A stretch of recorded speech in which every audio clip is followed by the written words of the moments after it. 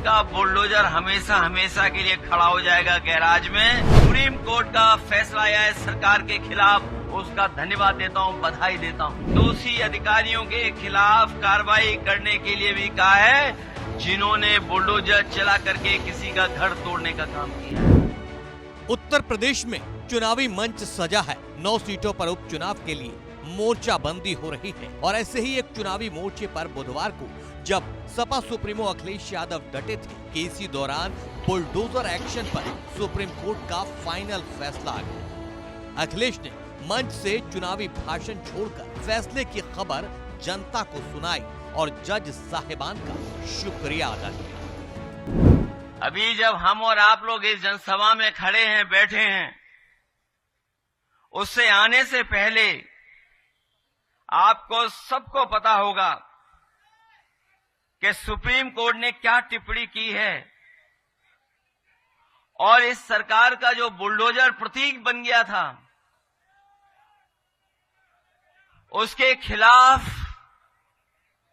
जो टिप्पणी की है और सुप्रीम कोर्ट में जो लाइनें रखी गई हैं, वहां के जज साहब जो उन्होंने पढ़ा लाइनों को और जो बोला कोर्ट में, वो कोई भी लोकतंत्र में जो फैसला आया है उसको स्वीकार करेगा, उसको बधाई देगा। मैं इस मौके पर जो सुप्रीम कोर्ट का फैसला आया है सरकार के खिलाफ, उसका धन्यवाद देता हूं, बधाई देता हूं।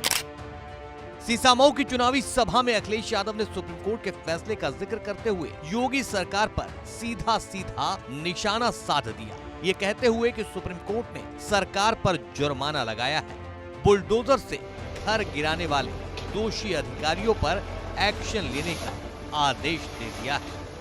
कोर्ट में गए और उसके बाद जो जजमेंट आया है, ऐसे कम फैसले होते हैं जहां पर सरकार को जुर्माना देना पड़ता है। क्या कोई सोच सकता है कि सुप्रीम कोर्ट ने सरकार पर 25 लाख का जुर्माना लगाया है? न केवल जुर्माना लगाया है बल्कि ऐसे दोषी अधिकारियों के खिलाफ कार्रवाई करने के लिए भी कहा है जिन्होंने बुलडोजर चला करके किसी का घर तोड़ने का काम किया है। अखिलेश यादव ने सीसामऊ के इसी चुनावी मंच से अदालत के फैसले का जिक्र करते हुए वो टिप्पणी भी पढ़ी जिसमें आशियाने को लेकर सुप्रीम कोर्ट ने अपने आदेश में चंद खास लाइनें कही हैं। अखिलेश ने खुश होते हुए कहा, अब बुलडोजर हमेशा हमेशा के लिए गैराज में खड़ा रहेगा, किसी गरीब का आशियाना नहीं गिरेगा। कम से कम आज के बाद उनका बुलडोजर हमेशा हमेशा के लिए खड़ा हो जाएगा गैराज में, अब किसी गरीब का घर नहीं टूटेगा। और जो फैसला देते समय पढ़ा उन्होंने अपनी लाइनें, अपना घर हो, अपना आंगन हो। उन्होंने एक व्यक्ति के बारे में लिखा कि अगर जो व्यक्ति अपने जीवन भर में कोशिश करता है कि घर बना ले, उसके लिए जो लाइनें पढ़ी गई कोर्ट में, अपना घर हो, अपना आंगन हो, इस ख्वाब में हर कोई जीता है। इंसान के दिल को ये चाहत है कि एक घर का सपना कभी न छूटे। तो सोचिए, सुप्रीम कोर्ट ने कहा है, इससे ज्यादा सरकार के खिलाफ टिप्पणी और क्या हो सकती है।